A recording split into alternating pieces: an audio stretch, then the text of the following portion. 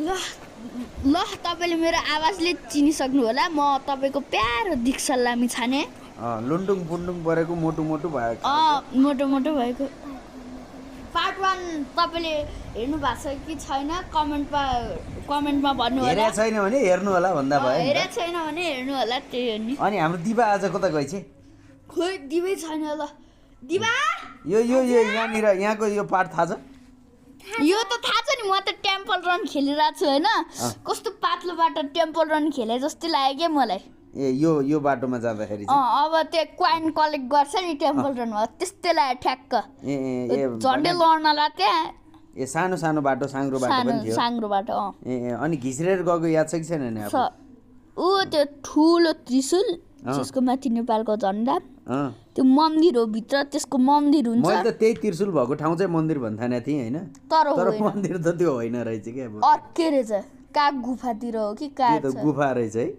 अनि कस्तो अचम्म लाग्यो कि त्यो गुफाबाट पानी आउने भने गुफाको ढुङ्गा हुँदैन, ढुङ्गाबाट पानी आउने माथिबाट पानी रसाएको होला नि त, पानी रसाएर चुहिएको हो त्यहाँ उसको जस्तो के। ए दिवा ल दिवा आइपुगी ल। दिवा के छ? नमस्कार गरौँ सबैलाई। नमस्कार, मेरो नाम दिवा ढुङ्गामा पार्ट 1 मा पनि आएको थिएँ। ए पार्ट 1 मा केमा आएको नि? बाटोमा लड्दै आएको? कहाँ हामी कहाँ गए रे? कहाँ हाम्रा ब्लगरहरु ए लड्दै सर भाइहरु लड्दै गएको अनि यो पानीमा खेल्न कस्तो भयो नि? मजा आयो। यो पानीमा हेर्दाखेरि एकदम पौडी खेलौँ जस्तो फिल भएको थिएन नि?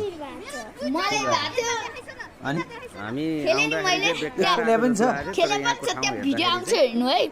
यहाँ आउँछ, आज आउँछै आउँदैन? आज भिडियोमा आउँछ कि आउँदैन? आउँछ मलाई चाहिँ आउँछ जस्तो लागेको ऊ यो छैन। ट्रेन ढुङ्गा उ गरे ढुङ्गा फेले हैन हेर्नु है उ ल दिवाले फेलेको ल।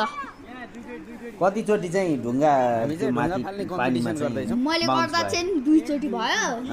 मैले गर्दा नि यसरी 12-13 चोटि भयो। ए अर्को ढुङ्गामा गएर ठोक्यो नि? अर्को ढुङ्गा गरेर ठोक्यो झन्डै मान्छेले लागेको के।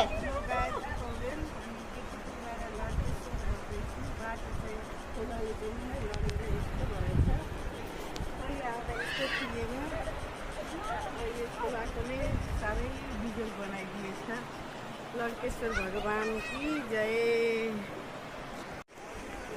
दिवा त कस्तो पौडी खेल्दाखेरि दुब्लो भएर आयो नि। तिमीहरूले यहाँ पौडी खेले कहाँ छ र? दुब्लो चाहिँ किन भयो नि दिवा? अचम्म। दिवाको विभाग खोलाभरि सबै बग्यो त्यही भएर पातलो भयो क्या।